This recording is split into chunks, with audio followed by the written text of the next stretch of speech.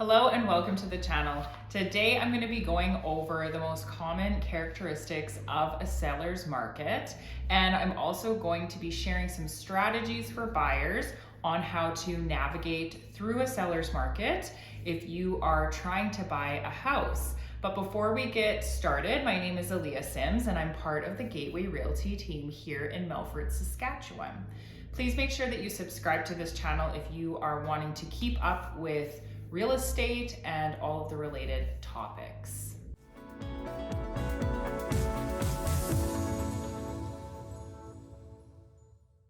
So in real estate, a seller's market and a buyer's market are two distinct market conditions that severely impact just different dynamics and outcomes of buying and selling properties. But today I'm only going to be talking about a seller's market because that is the current market that we are in.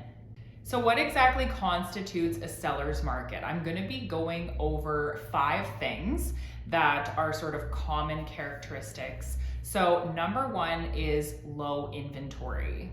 So this means that there's a limited supply of properties for sale, which creates a very few options for buyers that are looking. So we are most definitely dealing with this in Saskatchewan and even all over Canada.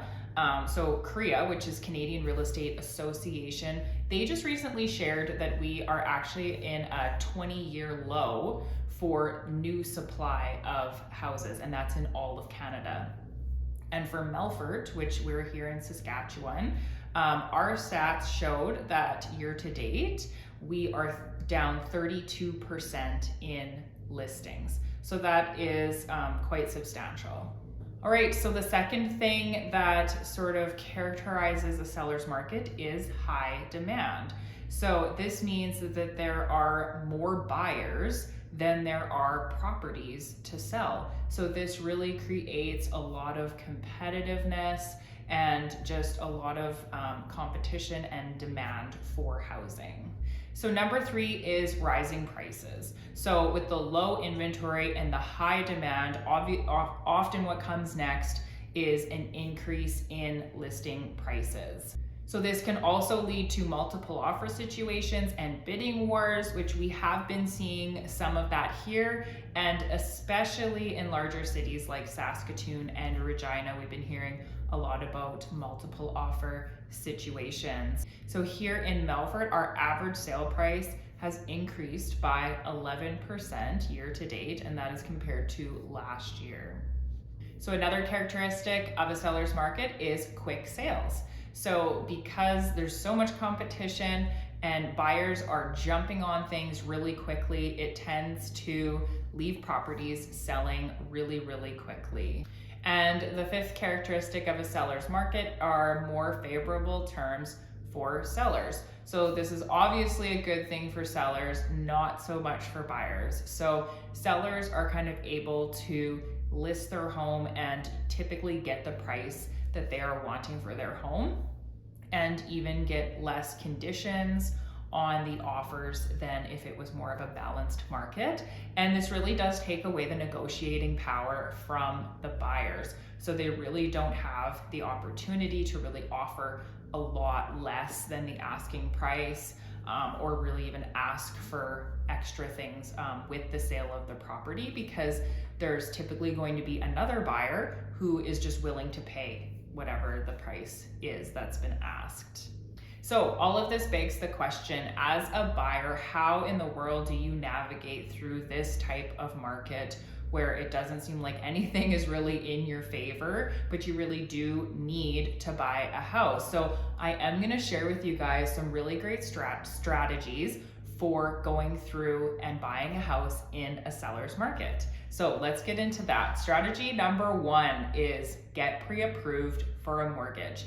This is so important, and I feel like I talk about it all the time, but truly, before you even look at a house or phone a realtor to look at a house, you should be at your bank or finding a lender that you're happy with and getting pre-approved for a mortgage. So the reason why you want to do this is because it's going to set your price range. You're going to know before you even start looking what you can afford and what your lender is willing to finance for you. So that's really important because you don't want to waste time looking at properties that you can't afford and you won't be able to buy in the end anyways.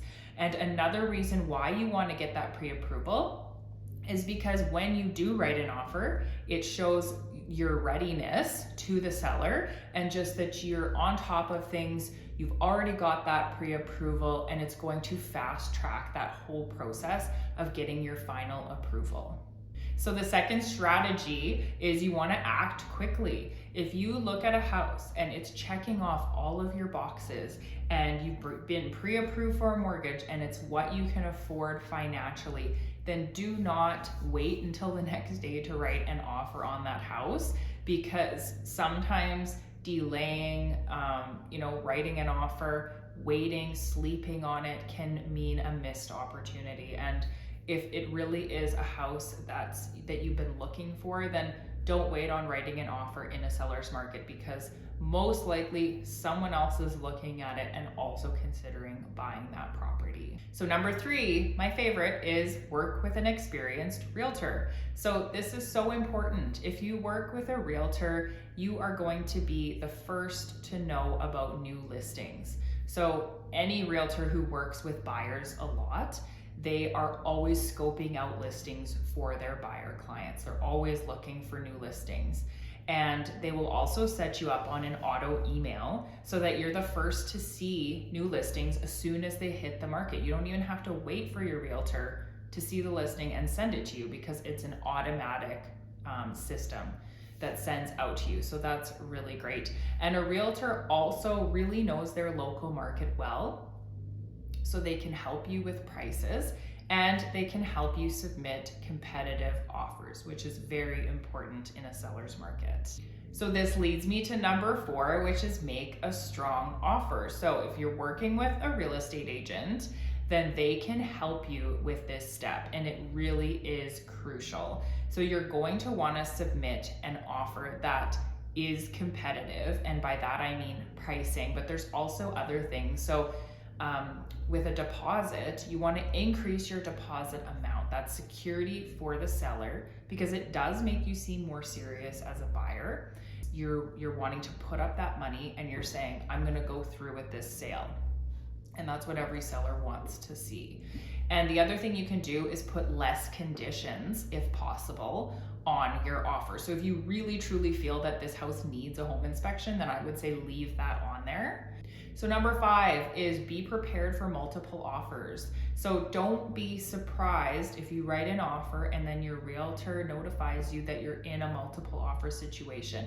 This is quite common in a seller's market, and it can definitely happen. So you can discuss with your realtor sort of what your options are and how you can make your offer more attractive, and hopefully in the end the seller will choose to go with you. Number 6, be patient and be persistent. So in a seller's market, it's not always going to be easy. I'm not even going to sugarcoat it. Sometimes it can be really frustrating. Sometimes finding the right house can take a long time. You may even lose out on a couple of houses in competing offers along the way. But I always tell my clients that if you didn't get the house, then it wasn't the house for you. And there really will be another house that is going to work for you and your family. So you just need to be patient, be persistent, make sure you don't sorely overpay for a property just because of the market we're in, and make sure you don't buy a house that has a lot of severe issues unless you are willing to take those on and really deal with those things. So that also goes with number 7, which is stay within your budget. So don't overpay or go over budget just because you feel like, well, I have no choice. I just have to do this because it's a seller's market.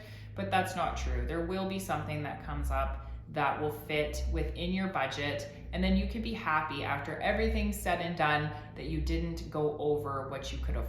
So I want to hear from you guys. Leave a comment below. Let me know where you live, where you're from. And I want to know if, based on the things I talked about today, the characteristics of a seller's market, if you feel like you're in a seller's market right now, even if you're not in Canada, I would just be interested to learn that. Also, make sure you check out my video from last week, which is understanding the role of a real estate agent. I'll see you guys next week. Thank you so much for tuning in.